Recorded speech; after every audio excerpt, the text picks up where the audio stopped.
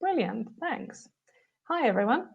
My name's Rachel. I'm from UA92. I'm part of the team there. So I'm going to be talking to you a bit about the Kickstart grants and perhaps some other things that you might be thinking about if you're considering going back to study in the near future. So I'm going to share my screen with you.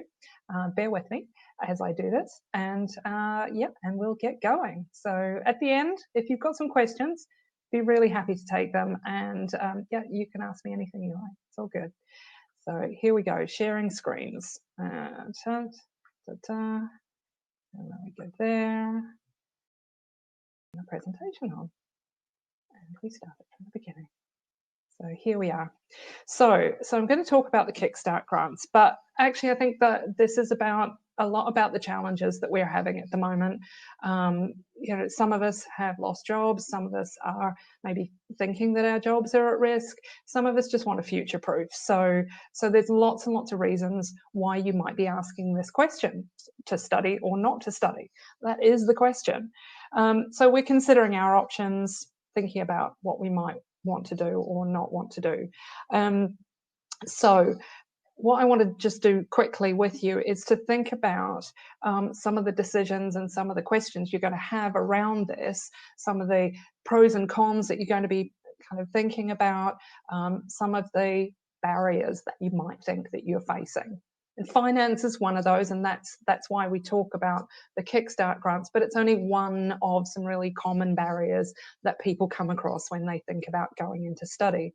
So finance is one barrier, time is another barrier, and distance is a third barrier. So I'm going to just talk very quickly around some of these, because actually you might have had some thoughts around those, but maybe not really articulated them to yourself yet. So first of all, we're going to talk about how higher education institutions can mitigate some of those challenges for you, some of those barriers to study. So distance is really all about how far away you are from your higher education institution, from your potential place of study. So how difficult is it going to be for you to get there to engage with those studies? Now, at the moment, actually, a lot of us are working from home. So that might be not as difficult as you think. But actually, at UA92, we actually are delivering on campus. So for institutions who are still doing that, then distance still is something that you're going to need to think about in terms of how you're going to get to these places. So one of it is about transport links, it's about parking, it's about where is it physically located. Is it very near to you? Is it very far away? Is it going to take you half an hour to get there, or an hour and a half? So at UA92, for example, we are in Old Trafford, and we are on the metro line. So we're at a Metrolink station, which makes it really convenient for public transport. We also have free parking for all of our students, so that then talks to the people who literally have to drive to campus. Public transport doesn't work for them. So these are things that you might want to think about when you're looking not just at UA92, but if you're considering other institutions. These are all things that you might want to just kind of wrap your head around a little bit. So the second thing that we're going to talk about is about time. And time is about, well, study takes up time in your diary that you could be doing other things with. And so you'll be thinking about how do you manage that in terms of the other things that you have going on in your life. So part of that will be around how long is this program that I'm thinking about doing. Is it going to be a year? Is it going to be 2 years? Is it going to be 3 years? When can I get back into employment? Or if I'm doing it alongside my employment, how long is it going to take? How long is my commitment going to be for? So there's that element of it, is literally the length of the program. But then at a more sort of micro level, you're thinking about, what does the timetable look like? What else do I need to fit into my week? Am I doing part-time work? Do I have caring responsibilities? Do I need to be taking my kids to school, making meals for them? What does my life look like, and how will I manage study within that pattern of work?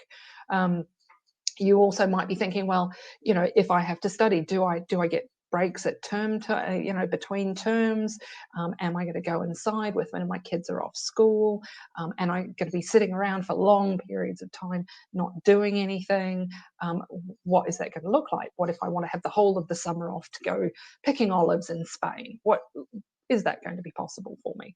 And lastly, when are you ready to begin your studies? If you're thinking, actually, Rachel, I want to start right now. I'm literally ready right now. But guess what? All of the other universities, they've already started in September, and I can't start with them. What am I going to do about this? So that's the other thing you need to be considering is what's your timing? When are you ready to start? Are you ready to start now? Are you looking January? Are you looking 12 months in the future? So some universities will have January start dates if you're actually prepared to wait until January. At UA92, we actually have 3 start dates. So we're past September, we're looking now to November, and we have a January start date as well. So we have a little bit more flexibility there. Also with us, we have 1-year programs, we have 3-year degrees. We have 3-year degrees you can do in 2 years. So we have a very kind of flexible offering in terms of how long programs can be for you. If you want to do a 3-year degree and cram it into 2 years, you can do that at places like UA92.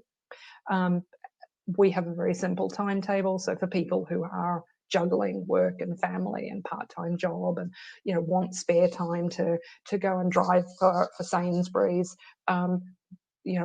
with us, you're either a morning student or an afternoon student. So your timetable is very, very simple, and you're only actually on campus, insofar as we're on campus at the moment, for 4 days a week.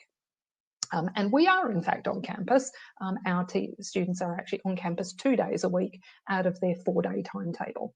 Regularly, they would be on campus for those 4 days, but we are doing a 50% teaching on campus load, and we can do that. We're lucky. We have a very small campus, a very big campus, and a relatively small cohort, so we can deliver very successfully with social distancing and so forth. So it's very exciting.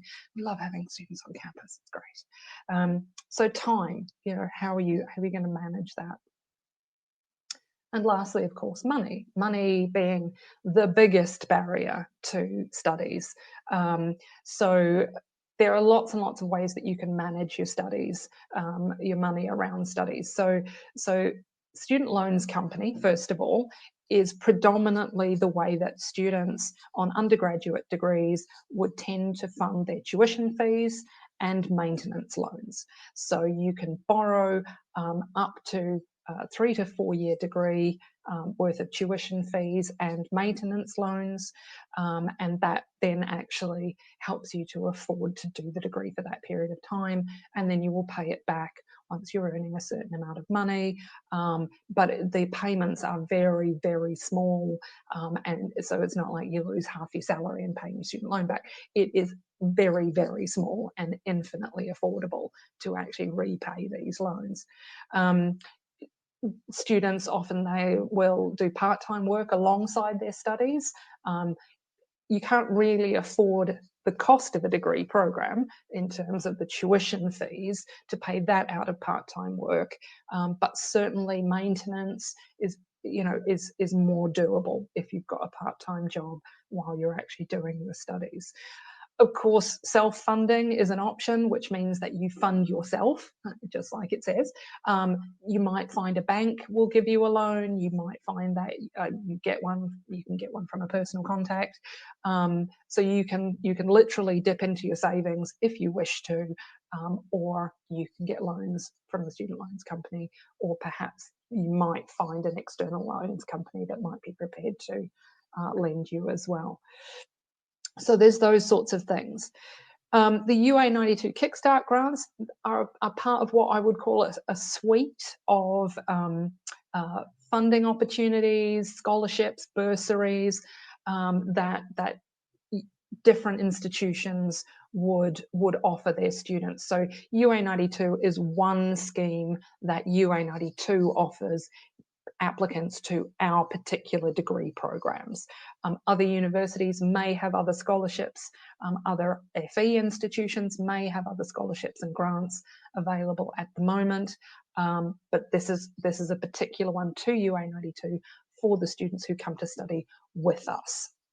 So on that note, we're going to move on to talking a little bit more about Kickstart. So, have you been financially affected by COVID-19? That is the main criteria for this particular grant scheme. So what we're offering, UA92 is offering £5,000, and that's spread out across a 3-year degree program. So to 92 people from Greater Manchester. Some of the Kickstart funds have already been allocated to students already studying at UA92. So it's not completely 92 left, but there are still a significant number of scholarships, grants available from the Kickstart fund. So it's about kickstarting your future career. So giving you a bit of a hand up in this really challenging situation that we find ourselves. So we're going to have a very quick chat from a good friend of ours, one of our founders, Mr. Gary Neville, and some other nice people who are going to tell you a little bit about this.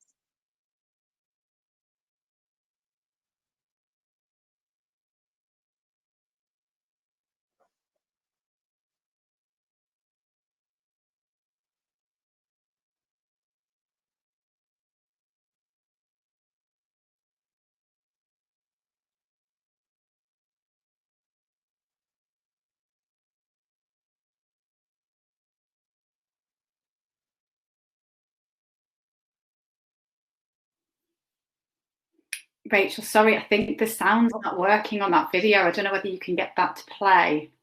Okay, wait a second. Let me try something else. Oop. All right, we're going to try this again. Okay, a second. Previous. I might have to try doing it. Just going to unplug my microphone and see if, tell me if this works.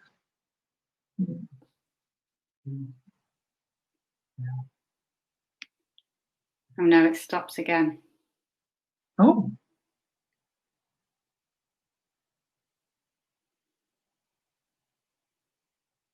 Okay. So did we lose the volume there? Yeah, it's just the volume we can't hear. So I can see the video and the video's playing. All right. What I can do is I can post the link in the chat. Okay. In a minute. Okay. So what we missed out on, was Gary saying some very inspirational things. One of our directors, Marnie Millard, also spoke a few words there, and Ryan Giggs. So what I'll do is I'll find the link for that just after we finish the presentation, and I'll put that in the chat so people can go and have a look at it for themselves if they'd like to do that. So basically what they covered off was that the Kickstart grants are for new applicants to UA92 programs. So this is something that we're doing for people who are not already studying with us, but are considering perhaps going back to study or going into study. One of the key criteria is that you must live within a Greater Manchester postcode. Because it is specifically targeted to the Greater Manchester area, who we are wanting to support in this way. And it's about, obviously, the financial impact of COVID. So for anybody who applied to UA92, there wouldn't be a separate application process for Kickstart. Once you've made an application to a program, we check your postcode, and then our admissions team would get in touch with applicants to ask for evidence of financial impact, and that's how we assess the grant. So there's no big fancy separate application process. You just simply put in an application for a program to study with UA92. As I said, it's £5,000 over the course of a 3-year degree, so it's broken down into payments over those 3 years. And if students are doing our 1-year program, which is the certificate in higher education, the amount would be just 1 year's worth of the divided of the 5,000. So it's 1,667 divided into payments.